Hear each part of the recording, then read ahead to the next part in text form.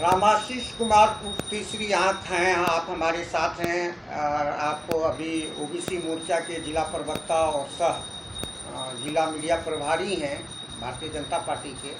अभी आगामी बिहार विधानसभा 2025 की आगाज़ होने वाली है, कुछ शेष महीने बचे हुए हैं।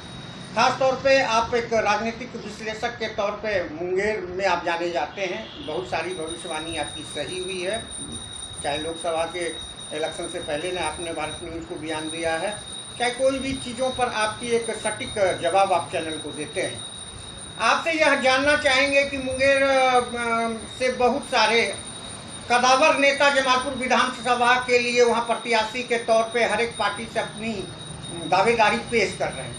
अब हमारा एक प्रश्न होगा कि मैं जानना चाहूँगा कि जमालपुर विधानसभा चुनाव जो होने वाली है उसमें जमालपुर विधानसभा का क्या दिशा और दशा रहेगी। बहुत बहुत धन्यवाद युवराज जी।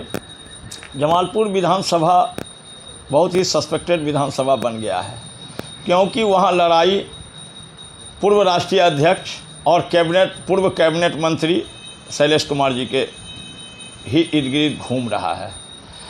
अब रही बात क्या कि लोकसभा चुनाव में वस्तु स्थिति देखा गया कि पूर्व मंत्री के द्वारा राजद को समर्थन किया गया। दूसरा, उन्होंने देखा कि हाँ ऐसा हो रहा है आदरणीय ललन सिंह। अब वहाँ प्रत्याशी कौन होगा, किसको प्रत्याशी बनाया जाएगा। पूर्व मंत्री कहते हैं कि अगर नीतीश कुमार का दिमाग ठीक रहा तो प्रत्याशी आदरणीय शैलेश कुमार जी बन जाएंगे, और नहीं रहा तो वो भी सस्पेक्टेड है कि मैं प्रत्याशी बनूंगा कि नहीं। अभी जहाँ भी वह जा रहे हैं वह कहते हैं लालू यादव को मत देखो, नीतीश कुमार को मत देखो, सिर्फ हमको देखो।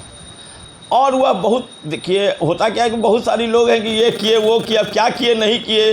हर पंचायत में कहते हैं कि हम 20 करोड़ 15 करोड़ का काम किए, मगर जो सुपरविज़न हमने किया पूरे विधानसभा में कहीं भी दिखाई नहीं पड़ा उनके द्वारा कोई कार्य हुआ हो। हाँ, कुछ कार्य हुआ होगा, मंत्री रहे हैं, विधायक रहे हैं तो कुछ तो कार्य हुआ होगा, मगर वो गिनाते किसको है, किस चीज़ को गिनाते हैं। बिजली मिल रहा है तो बिजली मिल रहा है तो बिजली तो सरकार के द्वारा हर जिला में निर्धारित होती है, पूरे बिहार में निर्धारित हुई। सड़क मिला तो सड़क तो पूरे मुख्यमंत्री नीतीश कुमार जी का मिला हुआ है। तो फिर आपने क्या किया? आपने तो कुछ नहीं किया। आप जब विधायक थे और मंत्री तक में आपके जो आय का स्रोत है, आपके जो इनकम ऑफ सोर्स कितना पहुंच गया, इस पर तो विवाद है, जांच की प्रक्रिया है, जांच होनी चाहिए कि आपने क्या किया समाज के लिए और आपके पास क्या हुआ।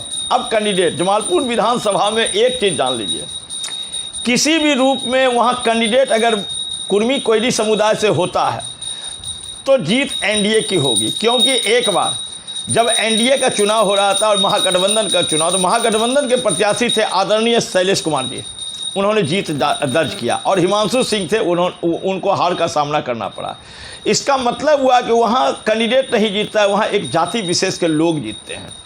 और 50 सालों तक एक ही जाति के लोगों ने, 50 क्या 55 सालों तक एक ही जाति विशेष के लोगों ने नेतृत्व किया। जब एक जाति विशेष के लोग नेतृत्व करते हैं तो जब वो हार जाता है तो उसे टेंशन होती है कि हम कहाँ से कहाँ पहुँच गए। तो होता क्या है कि वह किसी भी दल से अगर उसके प्रत्याशी जीतने लायक होगा तो वह वोट दे देगा। तो अगर एनडीए का प्रत्याशी अगर किसी कुर्मी कोयली समुदाय से होते हैं, जो कि नाम आ रहा है नचिकेता मंडल का, तो नचिकेता मंडल को हराना मुमकिन ही नहीं, नामुमकिन हो जाएगी। और उसे शैलेश कुमार के जितने भी 4-5 शैलेश कुमार भी मिल जाए तो हरा नहीं पाएंगे। हाँ, ज़रूर है, पैसा है, जिसके पास पैसा होता है, land labour capital organise enterprise होती है तो वह टक्कर देता है, मगर पैसे से चुनाव जीती नहीं जा सकती है। क्योंकि जनता अब जागरूक हो रही है, जनता अब पैसा लेकर वोट नहीं देती है। जनता जानता है कि हमारा देश सर्वोपरि है, समाज सर्वोपरि है, हमारा डेवलपमेंट, हमारे बच्चे का डेवलपमेंट सर्वोपरि है, इसलिए जनता उसी दृष्टिकोण में वोट देती है। अब आइए बात क्या कि वहाँ पर जो महागठबंधन के लोग हैं, वहाँ पर प्रत्याशी अगर शैलेश कुमार बनते हैं और सरनची के तहत क्लियर है कि जीत होगी उसी की, एनडीए की। क्या और क्वेश्चन? आपसे एक प्रश्न है कि बहुत सारे कदावर नेता दावेदारी कर रहे हैं, जन स्वराज भी अभी आ चुकी है। आपको मैं बता दूं कि हिंद सेना जो आदरणीय पूर्व आईपीएस अधिकारी शिवदीप लांडे साहब का भी है, वो भी एक दो पार्टियां जो है बिहार में क्षेत्रीय पार्टी के रूप में आ गई है। एक प्लूरल्स पार्टी भी है, ये प्लूरल्स पार्टी पुष्पम प्रिया जी की भी है। तीन पार्टियां तो मुख्यतः जो क्षेत्रीय पार्टियां वो भी दावेदारी कर रही हैं। और ख़ास तौर पे आप देख रहे हैं कि आप जो नरेंद्र मोदी जी के हनुमान कहे जाने वाले सुप्रीमो लोजप्पा चिराग पासवान जी का भी कल मुंगेर आगमन है। उनका भी कहना है कि हम भी सभी विधानसभाओं पर लड़ेंगे। तो कुल मिलाकर यह देखा जाए, एक तरफ जन स्वराज है, एक तरफ एनडीए है, एक जगह आप देख लीजिए महागठबंधन है, तो प्लूरल्स पार्टी है, तो जय हिंद सेना है। तो क्या बिहार जमालपुर विधानसभा पर किसकी दावेदारी सटीक आएगी, किस पार्टी से कौन उम्मीदवार होंगे और किसकी जीत सुनिश्चित होगी, क्योंकि वहाँ एक विशेष समुदाय स्वर्ण जाति की वोट निर्णायक मोड़ लाएगी। वही निर्णायक वोट होगा, वही दिशा और दशा बताएगी स्वर्ण जाति की वोट कि किसे को वहाँ अपना प्रतिनिधित्व करने के लिए चुनना है। देखिए, पहले तो पीपुल्स पार्टी आपने कहा, वो तो मुँह झाँप के राजनीति करती है, अभी तक उसका चेहरा नहीं दिखाई पड़ा, तो फिर समाज का चेहरा क्या दिखाएगा। दूसरी लांडे जी हैं, लांडे जी को मैं कहूँगा एक ईमानदार छवि के लोग हैं, मगर ईमानदार छवि राजनीति में नहीं चलती। उन्होंने इस्तीफ़ा देकर बहुत ही बड़ी भूल की और उसको यह बात का पता चलने लगा है कि मैंने बहुत बड़ी गलती की। कुछ लोगों के कारण उन्होंने इस्तीफ़ा दिया। आज जिस देश में, जिस राज्य में जातीय व्यवस्था जाब की चीज़ है, मैं मानता हूं कि शिवदीप लांडे जी हमारे कुर्मी समुदाय से हैं, मगर कुर्मी समुदाय हो जाने से आज नेता नहीं बन सकते हैं आप।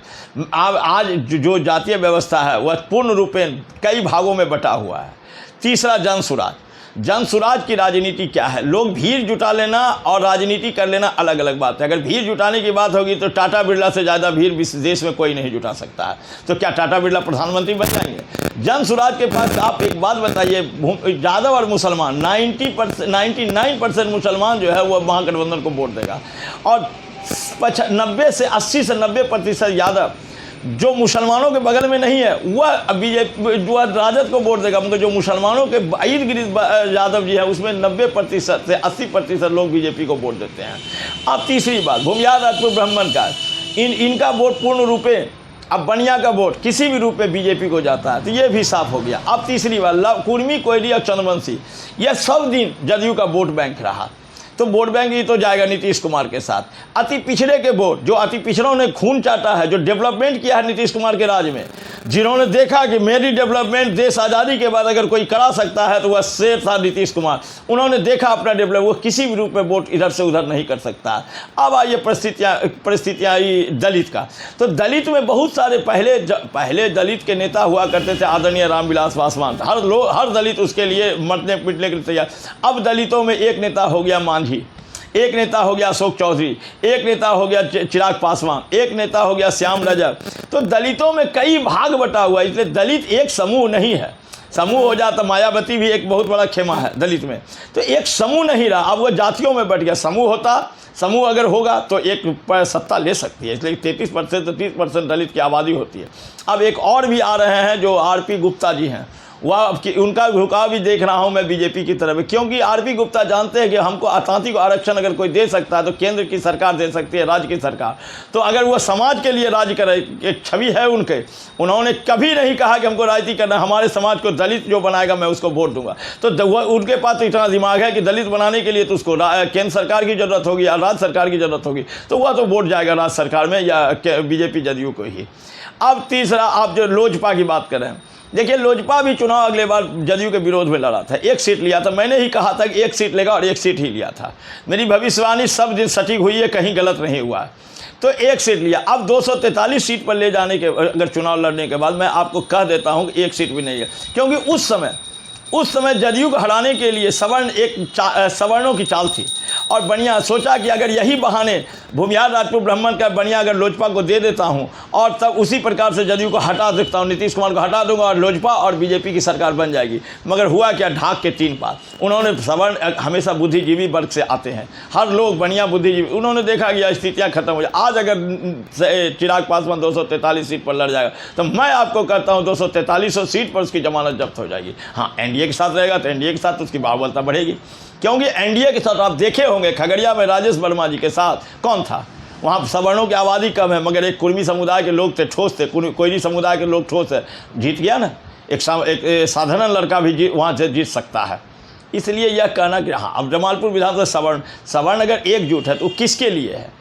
वह राजनीति, अगर सवर्ण के प्रत्याशी होते तो कुर्मी कोयरी चंद्रवंशी और अस्सी पिछड़े के लोग उसे वोट देते हैं, और अगर कुर्मी कोयरी का प्रत्याशी एनडीए का होता है तो सवर्ण के लोग वोट उसी जाति को देते हैं। हाँ, हो सकता है इंडिपेंडेंट उम्मीदवार में कुछ लोग किसी कोई भूमियार बढ़िया है तो हो सकता है कोई भूमियार दे दे, कोई राजपूत है तो कोई राजपूत दे दे, हो सकता है कोई ब्राह्मण। तो यह अपवादें होती है, यह प्रोसीडिंग में कह देगा कि एक सवर्ण चुनाव लड़ने से सभी सवर्ण के लोग विपक्ष को वोट दे देंगे या निर्दलीय को दे देंगे, यह उचित नहीं है बात।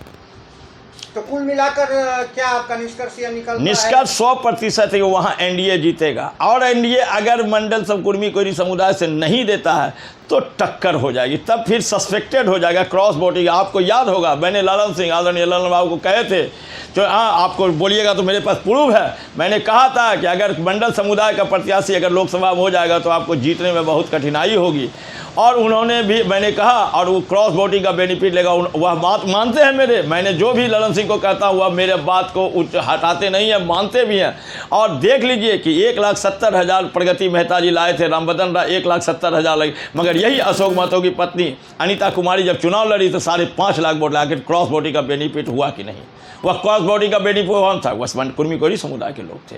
तो इसलिए मैं कहता हूं कि क्रॉस वोटिंग का बेनिफिट होगा। क्रॉस वोटिंग में जो विपक्ष के उम्मीदवार होंगे वो भी जीतने की संभावना। हाँ, अब दोनों कुर्मी कोयरी समुदाय से ना हो, अगर एनडीए महागठबंधन से भी कोई दूसरे जाति के लोग हों और बीजेपी जदयू से भी दूसरे जाति के लोग हो, तो 100% है कि एक इंडिपेंडेंट उम्मीदवार जो मंडल समुदाय का होगा वह वोट ले जा सकता है।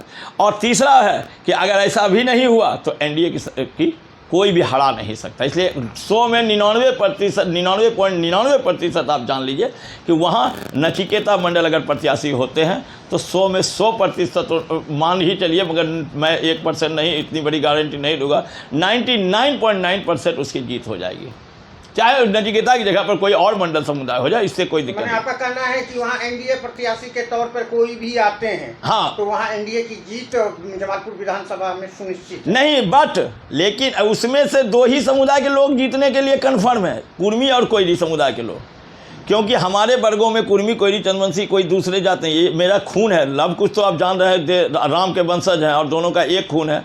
भले कुछ लोग स्वार्थ के लिए अलग अलग बहुत जगह लोग मुखिया चुनाव में लड़ते हैं, मगर खूनमा तो एक है। इसलिए कुर्मी समुदाय हो या कुशवाहा समुदाय हो, कोयरी समुदाय हो, उनकी जीत निश्चित हो जाएगी। ऐसे सबसे ज़्यादा 19 पंचायत कुल्लभ कुश का है, जिसमें कुश का पंचायत है, 3 पंचायत है, उसमें कुल्लभ भी है, और 15 पंचायत एक बैग कुल्लभ का ही है, जिसमें अगर आप देख लीजिएगा, बोलिएगा तो मैं गिना भी दूंगा। बाहा चौकी, हेमजापुर, उसके बाद आपका शिवकुंड, उसके बाद हेरुदिरा, उसके बाद हलीमपुर, चंदनपुरा, कलारामपुर, नाकी, भदौड़ा, अग्रहण, आपका रतैठा, चंदनपुरा, और भी बहुत सारे पंचायत हैं, जगदीशपुर, आपका जसीडी, आपका माताडी, आपका इटवा, पचरुखी, और शहरी क्षेत्र में भी हमारे जमालपुर विधानसभा शहरी क्षेत्र में भी अभी प्रथम स्थान कुर्मियों का है, उसके बाद तांती का है, और उसके बाद आपका सूढ़ी तेली का है, और उसके बाद चौरसिया का है। यह वहाँ का समीकरण है। सवर्णों की आबादी हमारे जमालपुर शहरी क्षेत्र में एक भूमिहार जाति का 1200 है, बाकी किसी की भी आबादी सवर्णों में गिनती नहीं होती है। आपका नाम? मैं रामाशीष कुमार, जिला प्रवक्ता, जिला मीडिया प्रभारी, ओबीसी मोर्चा, मुंगेर, तीसरी आंख।